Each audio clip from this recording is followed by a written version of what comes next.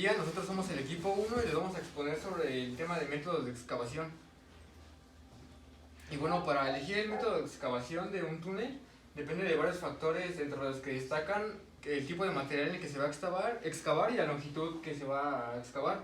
Y es importante mencionar que cada tipo de excavación tiene sus ventajas y sus desventajas, así que es importante hacer un análisis previo y una evaluación en cada proyecto para determinar el tipo de excavación más conveniente.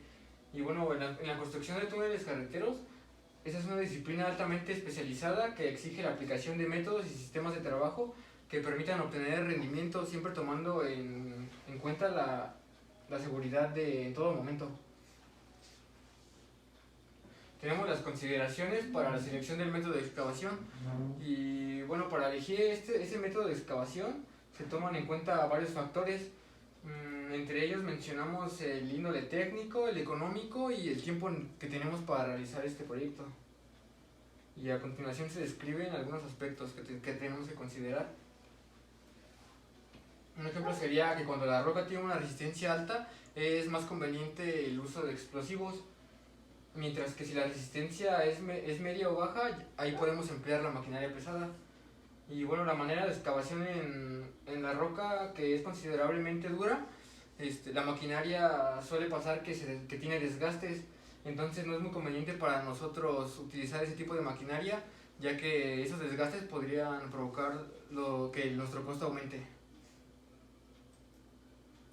Y bueno, la selección del túnel puede ser una condicionante importante, ya que las tuneleadoras solo nos permiten excavar únicamente los túneles de manera circular, por lo que en túneles carreteros se requiere una base plana y se considera como un desperdicio de espacio, aunque en algunas ocasiones las instalaciones son las que se instalan ahí. Un aspecto importante que debe tomarse en cuenta al momento de seleccionar el método de excavación o el tipo de maquinaria a utilizar es el costo, ya que, por ejemplo, la tuneleadora, la renta es un poco elevado el costo y no nos conviene hacer un tramo muy corto con la tuneleadora. Y bueno, asimismo debe tomarse en cuenta que el uso de explosivos provoca vibraciones en el suelo y no se puede usar en cualquier zona, ya que si tenemos edificios cercanos, pues se pueden ver afectados.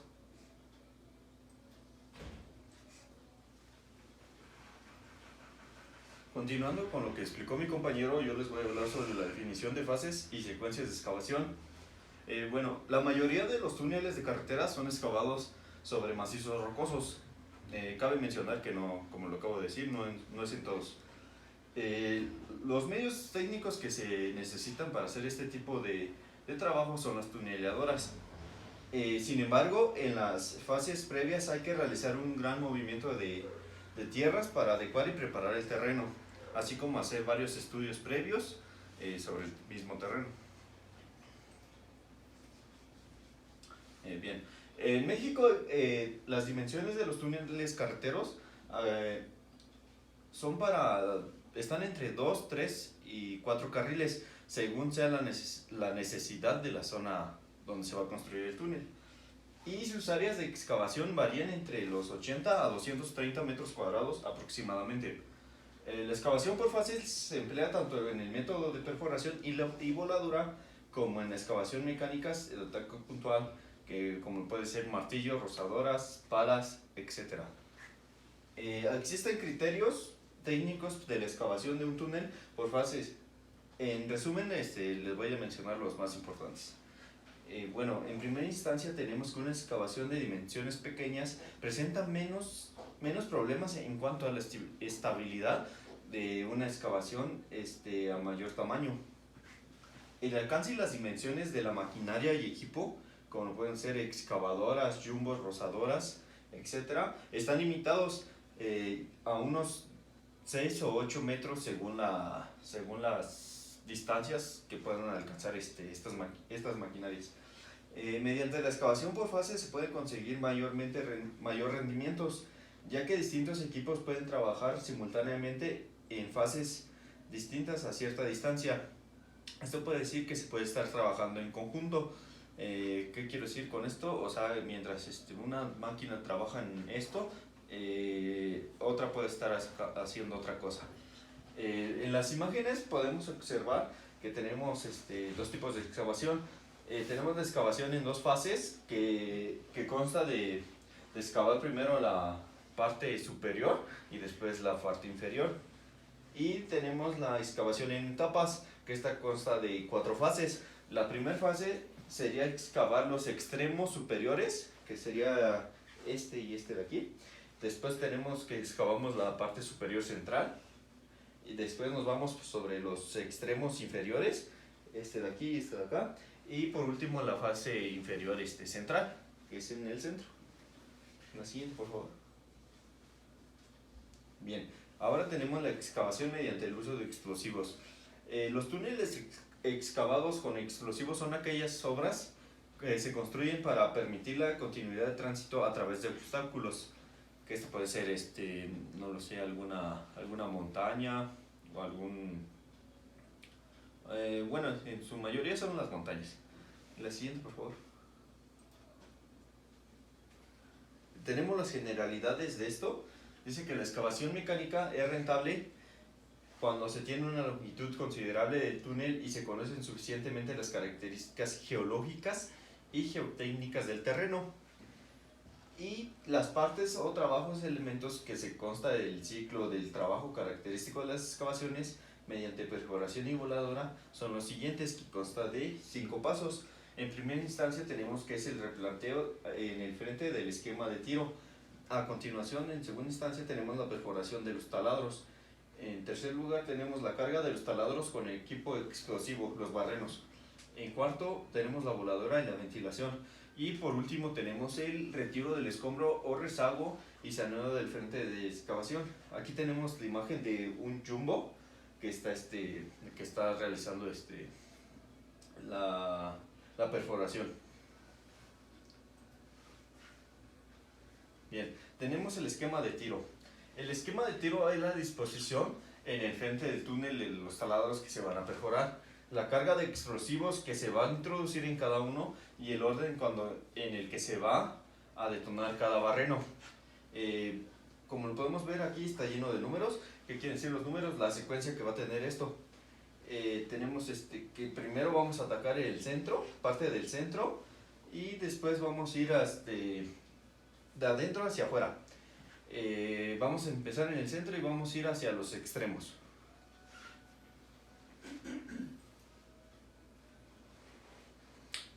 Tenemos el procedimiento. Tenemos que la sección de los túneles de carretera corresponde con una geometría elíptica y su excavación hasta ahora se han efectuado con los técnicos de barrinación y voladura. Para los túneles carreteros se utilizan equipos de perforación llamados jumbos, como el que podemos ver aquí en la imagen, y los explosivos que se emplean para la construcción de túneles carreteros debemos de tener en cuenta que estos que no generen demasiado humo y gases nocivos, ya que pueden ser peligrosos hacia la salud de los trabajadores. Y la voladura en el túnel es una de las operaciones más difíciles, ya que es la única cara transversal del túnel.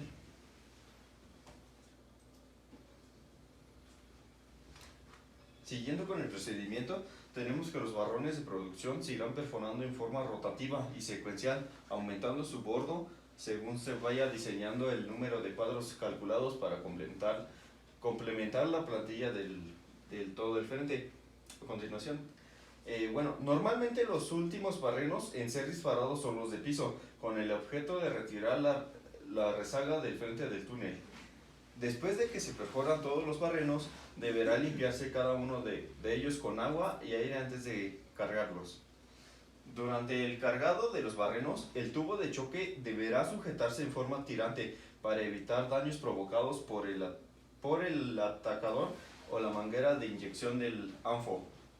Es importante aplicar una presión de aire entre 70 y 100 libras con el objeto de que el ANFO quede lo suficientemente confinado dentro del barreno, que de lo contrario no se realizará su buena función. Efectuado el disparo, se procede a llevar a cabo una inspección del resultado de la voladura, con el objeto de verificar la presencia del material explosivo no detonado. Y una vez concluido esto, se procede a realizar el rezago o desalojo del material excavado. Aquí en la imagen podemos ver una plantilla de barrenación bueno, son dos plantillas de barrenación, son dos claros ejemplos de cómo se realiza esto.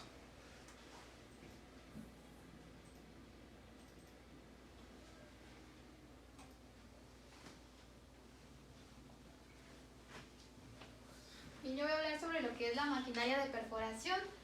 La perforación de los taladros se puede hacer mediante el uso de martillos manuales accionados por aire comprimido mediante martillos hidráulicos.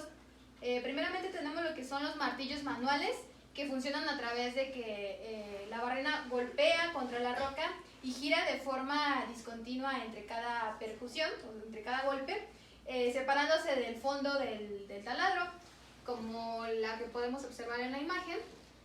Y bueno, el detritus, que es el polvo producto de la perforación, es arrastrado hasta el exterior del taladro mediante el agua, que también tiene la finalidad de lo que es refrigerar la barrenación. Los martillos manuales se usan en túneles muy pequeños debido a que pues tienen rendimientos muy inferiores y requieren mucha mano de obra, perdón. Continuando tenemos con lo que son los jumbos, que constan de una carrocería de automóvil dotada de 2 o más brazos articulados, como la que podemos observar en la imagen, que tiene 3 brazos. En cada brazo se puede montar lo que es un martillo de perforación o lo que es una cesta donde se pueden alojar 1 o 2 operarios y bueno, pues permiten el acceso a cualquier parte del frente. Los martillos funcionan a rotopercusión, que es golpeteo mientras va girando.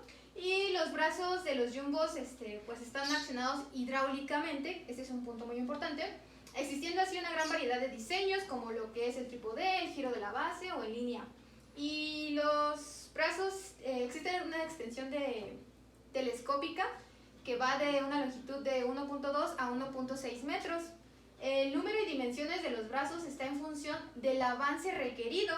Y bueno, se recomienda que se utilice jumbos de un brazo para lo que son secciones de hasta 20 metros cuadrados, de 2 brazos hasta 100 metros cuadrados y de 3 hasta 180 metros cuadrados. Continuando tenemos con lo que es el track drill y el hidrotrack. En la imagen tenemos lo que es la representación de un track drill. Estos están montados sobre el chasis de orugas, como lo podemos observar, e invariablemente son autopropulsables. Cuentan con una pluma a lo largo de la cual se desplaza la máquina de perforación. Y bueno, las plumas admiten lo que es un movimiento vertical respecto a lo que es nuestro eje horizontal, permitiendo así hasta una inclinación de 45 grados. La presión de perforación y traslado del mismo se proporciona mediante lo que es el aire comprimido, que a diferencia del anterior que vimos, que es el jumbo, menciona que es hidráulicamente. Debido a esto necesita lo que es un compresor.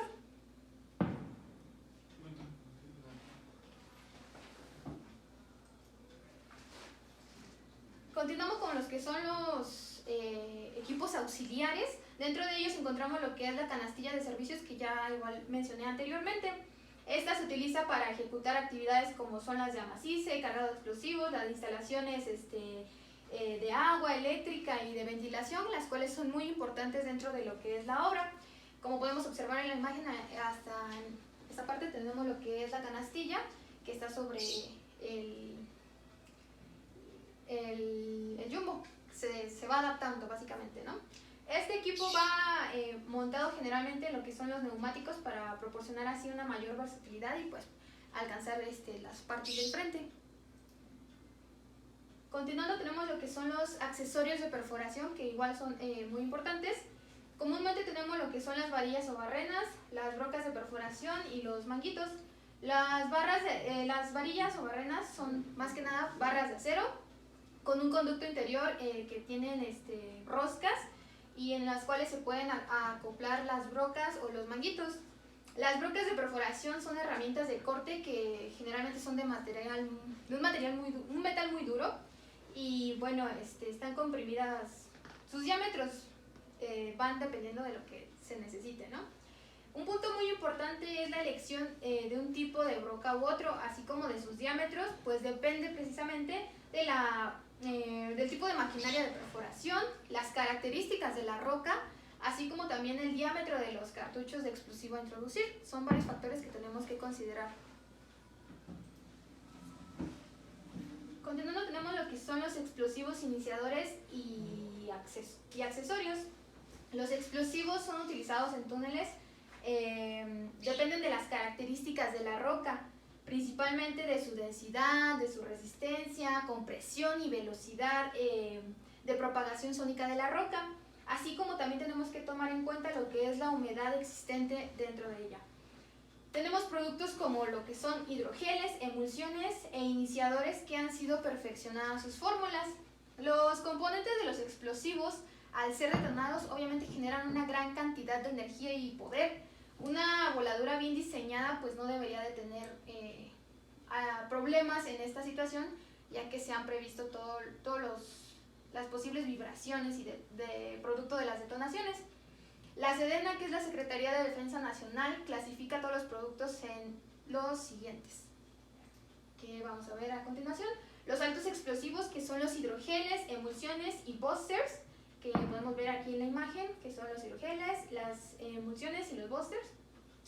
Los agentes explosivos, el tan conocido ANFO, que es una mezcla de nitrato de amonio y diésel. Bueno, ahí tenemos una pequeña imagen de su uso. Continuamos con lo que es el cordón detonante, que son de 3 tipos, de 4 y 5 10 granos, de lo que es un componente de tetranitratro de pentairimilo. Y continuamos con lo que son los conductores, que es una mecha de seguridad en la cual tiene una velocidad de 135 segundos sobre metro. Y bueno, continuando tenemos lo que son los iniciadores, los cuales se dividen en dos. Los primeros son los iniciadores eléctricos con retardo, que son cápsulas de cobre o aluminio, dependiendo, que pues mediante el método de alambre puente se produce el calentamiento y así a su vez el incendio de la carga primaria y posteriormente pues el detonar, ¿no? Continuando tenemos lo que son los no eléctricos con retardo, y en esto se subdivide en dos tipos, que son los detonadores no eléctricos con periodos largos, que son los de cable naranja, y los detonadores eléctricos con milisegundos, que son los de cable amarillo. Continuamos, tenemos los fulminantes, que son cápsulas de aluminio con una carga primaria. Y bueno, aquí tenemos un pequeño diagrama de cómo es que están compuestas su sección. Los iniciadores electrónicos pueden programar e iniciar mediante un sistema computarizado y que puede asignar tiempos de diferencias en un tiempo de emisión. Continuando, tenemos lo que es el control de vibraciones, el cual igual es un punto muy importante en lo que es este tema. La voladura de la excavación de túneles son operaciones muy complejas, que obviamente delicadas, ¿no? Porque tenemos que tener en cuenta que hay edificaciones, probablemente hay edificaciones cerca y estructuras próximas a los portales de los túneles o en la superficie, claro está. Y tenemos que tener en cuenta lo que es el funcionamiento de los explosivos, cómo es que se comportan, ¿no? Porque obviamente sabemos que estos son poderosos al momento de que ya se detonan, entonces hay ciertas vibraciones que se producen y bueno, dependiendo del tipo de explosivos, su composición será diferente y por tanto sus propiedades finales. Ello conlleva que pues cada tipo de aplicación se debe escoger un explosivo idóneo de acuerdo a las características que tengamos. El monitoreo es el uso de explosivos pues crea molestias hacia las personas, bueno, a la población en general, ¿no? Debido a las vibraciones del suelo. Y bueno, durante la construcción del túnel se deben diseñar y revisar cuidadosamente todas estas voladuras, ¿no? Diversos departamentos han emitido normas de seguridad en las cuales nosotros nos basamos y las miles de voladuras se deben de instrumentar básicamente, que se colocan los aparatos que nos indican las vibraciones existentes y así vamos monitoreando si en algún punto hay algo de qué alarmarse.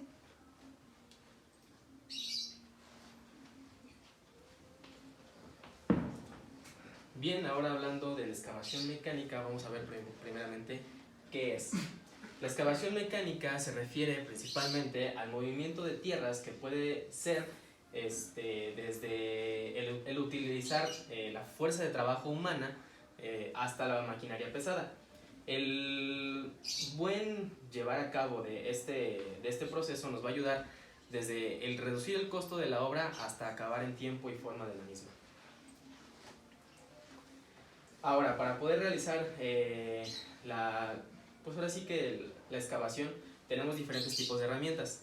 Una de ellas es la pistola neumática. Este es un equipo de perforación ligero, el cual nos ayuda de cierta manera porque es muy maniobrable. Puede maniobrar de forma vertical, de forma horizontal, que es la principal, o de forma descendente. Aunque es útil, no siempre se utiliza para el frente de un túnel, más bien se utiliza para las instalaciones que se necesitan en el túnel. Ahora, otro de los tipos es la rozadora. La rozadora, su principal trabajo se enfoca en la cabeza, que se encuentra en un brazo ya sea monobloque o articulado. Nos ayuda porque tiene la función de girar. Puede girar de forma longitudinal o de forma helicoidal. Nos ayuda porque al atacar de forma tan precisa un punto del frente, nos ayuda porque podemos atacarlo en diferentes secciones. Evitamos la sobreexcavación, evitamos vibraciones de más y nos ayuda a llevarla de una manera más limpia. Ahora entramos en uno de los tipos, que es la maquinaria de precorte. Ya no entra tanto en el ataque del frente, más bien nos ayuda en la preparación para el sostenimiento de la misma. Lo que hace es que va haciendo un recorte a lo ancho por el perímetro del arco de nuestro túnel, y una vez que se hace ese corte, se tiene que rellenar con concreto de alta resistencia y de fraguado rápido. Precisamente para ayudarnos con el sostenimiento de la misma. Este método se utiliza en suelo solamente con rocas blandas.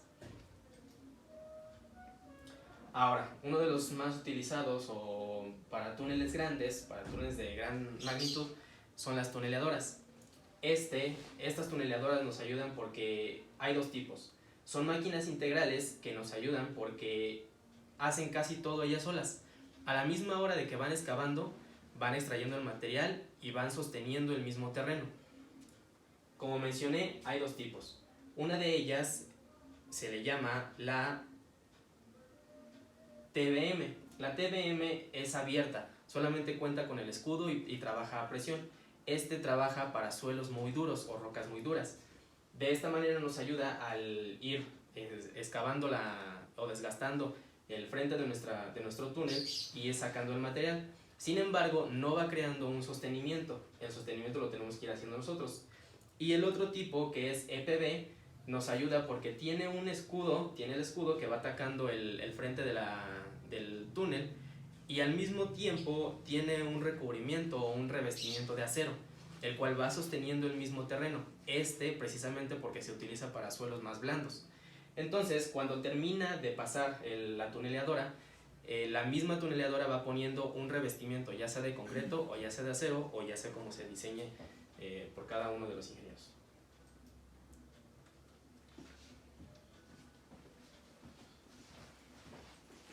Continuando con lo que mis compañeros iban explicando, voy a hablarles acerca de las extracciones de material de producto de la excavación, o también conocido como rezaga. Bueno, esto es un sistema que proporciona eficiencia dentro de la construcción del puente. ¿Por qué? Por cuestiones tanto de orden, limpieza y tiempos de ejecución. Aquí, como lo mencionamos, dice que reduce el tiempo de los ciclos de construcción y por consiguiente el costo del túnel. Sabemos que las rentas de las máquinas pues se hacen por cierto tiempo, y si lo reducimos pues vamos a ganar un poco de ahorro en ese sentido. Una excavación subterránea normalmente dispone de poco espacio y además el acceso al frente de excavación es muy restringido.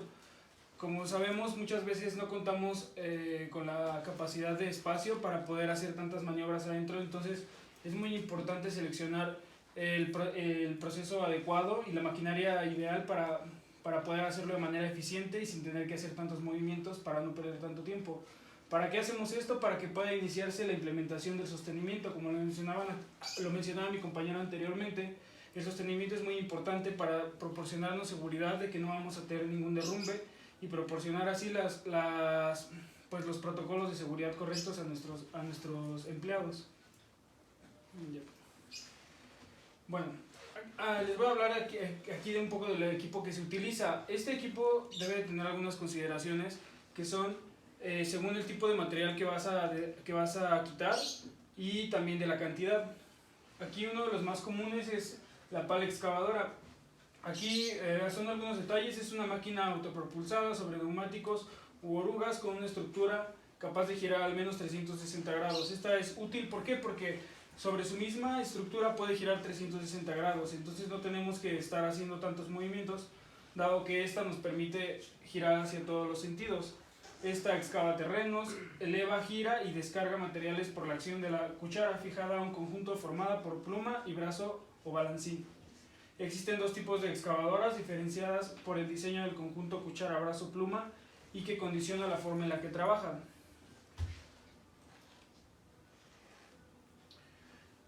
Pasando con otro tipo, está el cargador frontal. Este es un equipo que está montado sobre un tractor, montado sobre ruedas, que tiene un cucharón de gran tamaño en su extremo frontal. Se utiliza para realizar trabajos de rezaga, son equipos de carga y eventualmente de acarreo. En esta imagen lo podemos observar como en el portal lo que se ha derrumbado ya lleva un poquito de recubrimiento y por lo tanto ya se está quitando el material de rezaga. Aquí es importante considerar que este tipo de maquinaria no sería muy eficiente ya dentro en una situación ya avanzada del túnel, porque nos genera costo tener que estar recorriendo distancias muy amplias. Entonces este tipo de maquinaria es muy utilizada a inicio de la demolición. Las cintas transportadoras. Bueno, como lo mencionaba, es importante considerar también la longitud del túnel. Entonces, en túneles largos con métodos de excavación convencional y sobre todo con máquinas tuneleadoras como la mencionaba mi compañero, que es la TBM, el riesgo de incidencias por el transporte es alto, por lo que el empleo de cintas puede ser una alternativa viable para lograr mayor producción. Aparte de mayor producción, logramos mayor seguridad, ya que estas cintas no requieren empleados, no requieren que las personas estén ejecutando al momento, sino que por medio de estas cintas transportamos la rezaga y podemos expulsarla para que no nos estorbe. Algunas de las ventajas de este método de cintas es que en túneles largos, como ya lo mencioné, el riesgo de incidencias por el transporte es alto, por lo que el empleo de cintas puede ser una alternativa viable. Las principales ventajas son la operación continua, las altas capacidades de transporte, ya que no contamos con ningún límite, contamos con un límite alto de carga, no como podría ser en un camión o hasta por medio de fuerza humana, que es limitada. Capacidad de transportar el material excavado con diferentes ritmos de avance, adaptables a cualquier tamaño del túnel. Por lo mismo que es una cinta, nosotros controlamos la capacidad y el ancho de esta. Necesidad de un espacio reducido para su instalación, adecuadas para fuertes pendientes, adaptable al transporte de material a granel en el túnel, bajos costos de mantenimiento y operación, accionamiento eléctrico y facilidad de automatización. Sin embargo, también cuentan con algunos inconvenientes, los cuales son las fuertes inversiones iniciales, la limitación en el tamaño máximo de roca a transportar y la necesidad de un sistema de soporte estructural. Esta es una instalación, se requiere un tipo de estructura, un tipo de mantenimiento y una fuente que la alimente constantemente. Por eso es importante analizar como ingenieros si es el método ideal a utilizar o si realmente la rezaga que tenemos amerita esta implementación. Y bueno, aquí este es uno de los menos utilizados por el costo que lleva, es el retiro de material con ferrocarril en túneles de pequeña y mediana sección, y cuando la distancia de transporte supera los 1000 metros